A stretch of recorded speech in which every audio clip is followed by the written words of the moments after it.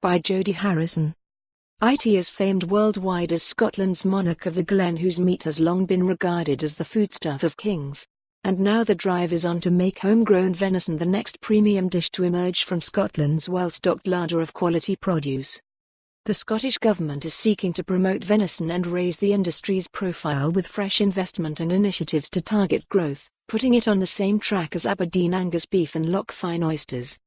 However, it is not the meat of wild deer shot on the hills and glens that is being targeted, but a new revolution in farmed meat which could support the industry all year round. Despite vast numbers of deer being culled in Scotland, venison remains an underused resource, and much of that sold in UK supermarkets is imported from New Zealand. Scotland is the largest producer of venison in the UK, producing 3,500 tonnes of wild venison, but only 70 tonnes of farmed venison, each year.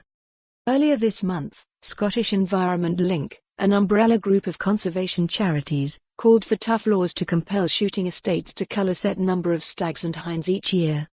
They believe that the huge wild herds, said to number around 350,000 animals, are damaging the environment by stripping away new tree growth.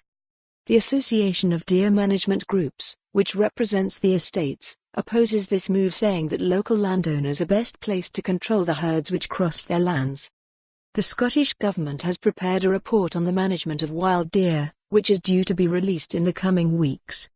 Wild venison is a gamey meat which has only niche appeal in its local market, and much of what is taken from the hills is exported to European countries such as Germany and France, where there is an appetite for such stronger flavours.